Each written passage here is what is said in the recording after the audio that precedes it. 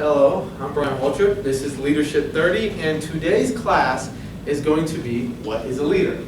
All right, so before we get into what is a leader, I want to establish here who is a leader. So by show of hands, who here is a leader? Pretty much everyone. Okay, great. That's good to know. Okay, anyone here, by show of hands, believe they're a follower? Okay, we've got 2, 3 people. Okay, 3 people. Okay, for the people who did not raise, or let's start. People who raised their hand for a leader but not a follower, why? Tell me. Tell me. Honestly, after I thought about it, I didn't raise my hand, but after I thought about it, that's not true, because there's a lot of things that in my profession that I learned from other chefs, and I follow what they do to improve what I do. Take, their success where they've had success, and I learned from their success in order to be successful. Okay, so Chef essentially said that he leads, but he also learns quite a bit from other chefs and other people. Now, any of the individuals who raised their hand twice, why did you raise your hand twice? Tommy? Because when I lead my team, I base my leadership off of what it takes to be a follower. It's like for them to understand the way they think and do their job, I have to understand that. I have to put myself in their shoes to show how I'm telling them. So essentially, you understand what they do in order to become a more effective leader. Exactly. Any other input for anyone who raised their hand twice, or maybe not, maybe raised their hand once? Why? Anyone who believes they're just strictly a leader now, they still believe that? It's okay, Rachel, tell me. The most common stereotype is, and the most common misconception, is that you're either a leader or you're a follower. And it was interesting to see a few hands raised twice. It was interesting, and maybe because you've heard it before. But the biggest challenge is we believe that if we're a manager, we should be a leader, right? I've got the title, I've got the position. Well, right here at Westgate, we're called leaders, so I must be a leader. So I can't be a follower. But no, you're wrong. See, what I want you guys to understand is that great leaders are great followers. Anyone who's very well educated and who goes on to educate others, at one point was taught, right?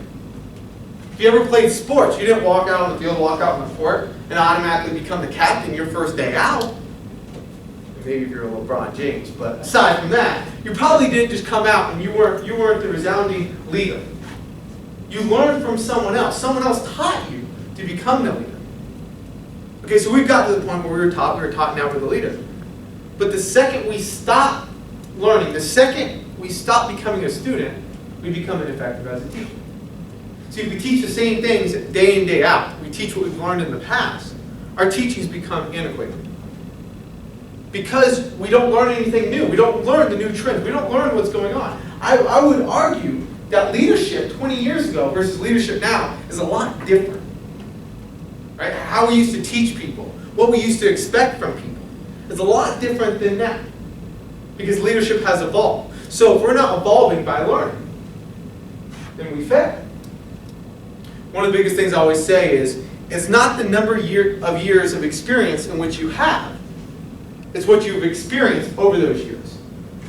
So if you're in a position for 10 years, that doesn't make you more qualified than someone who's been there for 1 year. It's those experiences, it's those learning, it's Tommy, to your point, putting yourself in your team's position, always learning what they need, what they're looking, and then being able to lead them.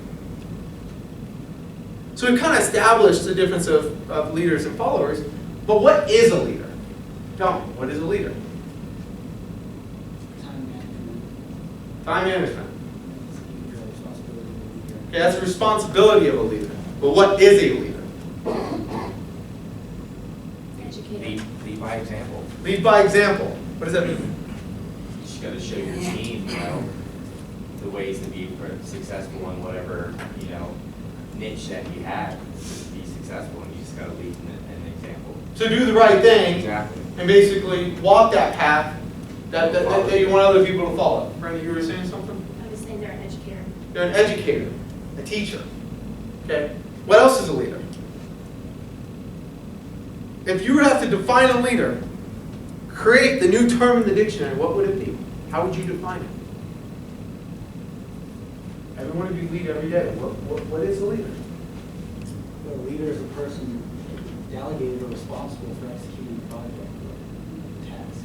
Okay. So then we use that as far as departments and differences, same might be a project.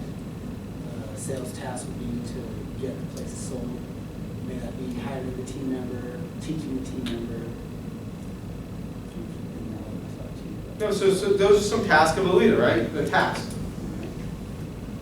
Anyone else want to jump in? A lot of what Adam was saying, somebody who not only can teach somebody how to act, but sets the example of how to act. Somebody, someone can look up to strive to be like. Okay, so define the difference, since you guys are all manager titles, so to speak, define the difference of a leader and a manager. What's the difference?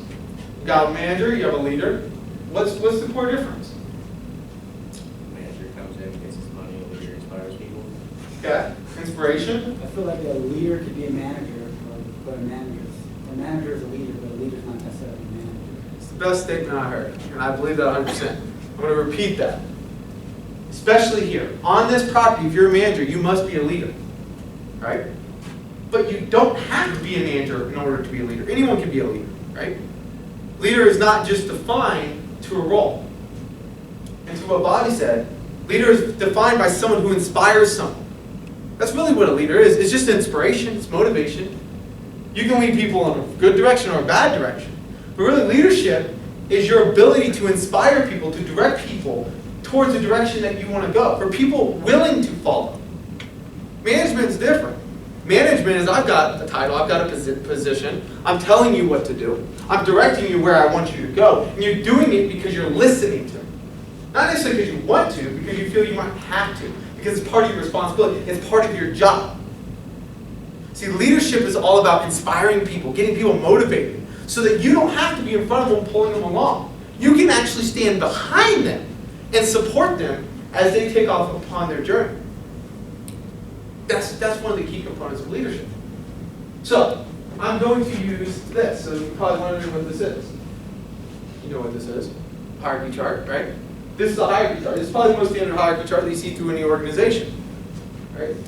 Myself, the general manager on top, director level manager, supervisor, down to team member. This is how our hierarchy chart works. This is the thought process of management. I'm the boss. I'm on top, right? Almighty. I'm on the throne. I'm the king. I tell everyone what to do and everyone listens to me, right? This is what the thought process is. Then you've got the director level. So I tell directors, they tell managers. It's basically this dictatorship mentality, right? Everything comes from the top. Have you heard top-down, right, approach? That's what this is. This is the standard hierarchy chart. This approach is what I call the managerial style. And approach can be quite effective. What our goal is, and what we've accomplished here, is that. What is that?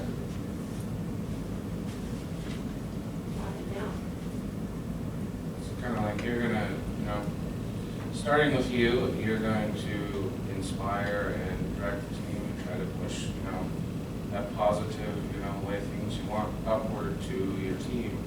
And then at each level, we're going to push out the leadership and the positive way we want to run the property towards our team. What if I was to cut this section off? What happens? The structure falls, right? Everything's resting on me. See, this is a different approach. The other approach is I'm at the top. I tell everyone what to do, right? And granted, I'm turning just a pyramid upside down. But I want you to really look at this. I want you to understand this. The approach of true leadership is you are the foundation. You are the support. You provide strength as the root of a tree, right? The roots of a tree provide strength. If you were to rip out all the roots, the tree collapsed. Each level as a leader, you are the foundation for your team above you. Okay? You are not the top person. You are not this almighty individual. You are the foundation. It is the most challenging job. Because leaders pave the golden path for others to walk on. See, leaders are the foundation, building the structure on top. They're carrying the team. Their job is not to be the first one to the finish line. That's not what leaders do. So we have this misconception that as a leader, I've got to be the best. No. Your success as a leader is not defined by your ability to be better than others, but your ability to make others better. And this is what this structure does. What this structure teaches is that we are the support tool. We are the foundation. We are taking all the communication from our team directly down to us, and then providing support back up to our team. My job right here is to support my director level, whatever they need, whatever assistance. When there's voids, I'm jumping in. Where there's weaknesses, I'm providing strength. As this gets weaker, I am required to be stronger. And as the stronger I can make the level above me, the easier my job is, because I don't have to carry as much weight. So my sole job is to look at that next level and find out how I can make them stronger to make my job easier. And so on and so forth. This is a structure of support. Now, it can be quite challenging because you're looking at it, and a lot of individuals look at it and say, what if I'm at this level right here? What about everything else? How can I affect change maybe at this upper level, even at a team member level? How can I affect change when there's all these other segments? Well, leadership, like I said, is not defined by a position. Leadership is defined by your ability to inspire. Now I'm going to tell you a story of an individual. And it's an amazing story who really defined leadership without being in a management position. Some of you may have heard this, but I will repeat it again. There was a grocery store company that came up with this amazing idea. Right? They were going to go around from grocery store to grocery store, have all employee meetings just like we do. And they were going to go out there and tell everybody that you can make a difference. You can make a difference. And tell every one of these grocery store team members how they can make a difference, how they can inspire people. Right? All you got to do is put your personal touch on it. So you, no matter what position you are, manager, all right? If you worked as a clerk, if you just worked as a stock boy, you can make a difference. You just have to put your personal touch on it. So when the marketing team went out and gave these speeches, there was an individual that sat in one of these meetings. This individual's name was Johnny. Johnny was a bagger. What was even more interesting about Johnny, being 19 years old, Johnny had Down syndrome. So Johnny didn't have necessarily the intellectual capability as many people in the audience, but he asked himself, how could I make a difference? How could I make a change? How could I inspire others? So he went home and he thought about it. Johnny then came up with this idea. And the idea was simple. The idea was, each day when he went home, he was going to go ahead and try to look up a thought of the day. And if he couldn't figure it out, he would just make something up. His parents would help type him up, help cut him out, and he would take all the thoughts of the day's work. Johnny, being a bagger, what he would do is he'd bag the groceries, part of his job. He would put that thought of the day in the bag. He would say, have a great day. Pretty simple. Well, one day, the grocery store manager comes in, walks in, sees this line down the aisle. Now, if you work in the front office, you work in the lobby, you see a line coming out our lobby, you're going to stop and start freaking out. I need someone here, I need someone there. Well, that's what the manager did. I need cashiers. I need more baggers. I need more people. Please, let's get it. We have a line all the way down the frozen food section. Well, sure enough, cashiers come up, baggers come up. The line does not shrink at all. So the manager doesn't understand what's going on. Doesn't make sense. Goes to the back of the line. Goes to this woman and says, man, I have a line right here. It's wide open. I'd like you to come over here. We can check you out. She goes, no. I want to be in this line. I want to be in Johnny's line. She says, excuse me? He goes, yeah, see, I used to visit this grocery store only when I really needed something. Now, every chance I get, every opportunity I have, I stop to come to this grocery store to get Johnny's thought of the day. Manager shocked. Well, Johnny impacted more than just a guest. Johnny impacted all of his coworkers.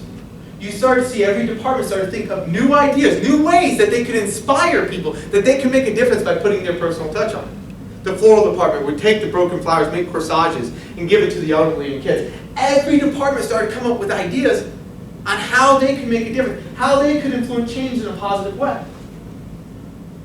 But what's so remarkable about that story? What's so unique is that Johnny wasn't a manager. He wasn't a supervisor. He wasn't in a position of authority. Heck, Johnny didn't even have the mental capability of a lot of us. However, he did one thing that a lot of us forget to do. He led with his heart. He didn't have a manual on how to be a great leader. All he did was lead with his heart. What he did was simple, right? But he cared. He cared about people. He wanted to make a difference. See, too often we think that our position puts us in a position of authority, a position for people to listen to what we have to say. However, I can guarantee if you can inspire people, you don't have to force people to follow your directives. They'll be ahead of you. They'll already be doing it because they want to follow your path. I mean, why are there so many people that read autobiographies? Because they want to know how this person became successful. How did they get here? It's not because that person's telling them you need to read my book. It's because I want to know, how did you reach success? How did Johnny become successful? One of the most important things, though, is to lead with your heart. You probably wonder why we have all these hearts up here, all right? They've been hanging up here since you guys came in. These hearts are unique. They're more than just a piece of paper. These are our guest hearts. Every one of them. So we have everything from one of our guests saying that they had so much fun, they can't wait to go back. We have one that says that this has made our vacation memories better than we could ever imagine. From start to finish, this was the best stay, and it was wonderful. If you look at every single one of these are the comments our guests have said about the experience, because we have a responsibility. Our responsibility is to make a difference, is to create memories, to make a change. And it's a big responsibility, right? And it's a lot weighing on our shoulders as leaders, because when people come here, they want to leave their problems at home and be able to create memories with their families. So I'm going to ask you guys today, I want each one of you guys to take one of these hearts home. I want you to take one off. And it's going to provide as your inspiration over the next week. And I want you to take this other side, and you in the next week are going to fill out an experience, a memorable experience, a difference that you created in one of our guest lives being here on property, and turn it into. I'm going to take this one. And the reason why I'm going to take this one is this is probably the most impactful heart I've ever received. This was the most impactful email I've ever received. And I'll refrain from the name, but it says, my wife lost her battle for cancer in March. But her last visit to the condo in December when she had cancer was in remission, was one of the most rewarding experiences in our lives together. We were so happy to be a part of the Westgate family, and I hope in time I'll be able to enjoy the resort as once we get it together. I think about this every day when I step foot on this property.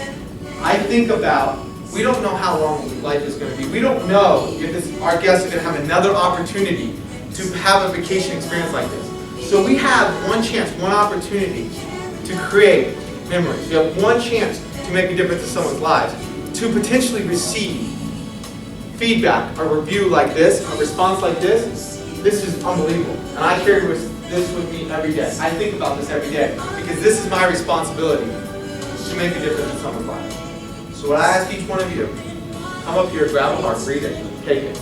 Use it as inspiration. Leave with it and think on how you can once again provide an experience like this. Write it out and bring it to me. And I want to hear all about it. All right? Thank you for Leadership 30. That's what is a leader.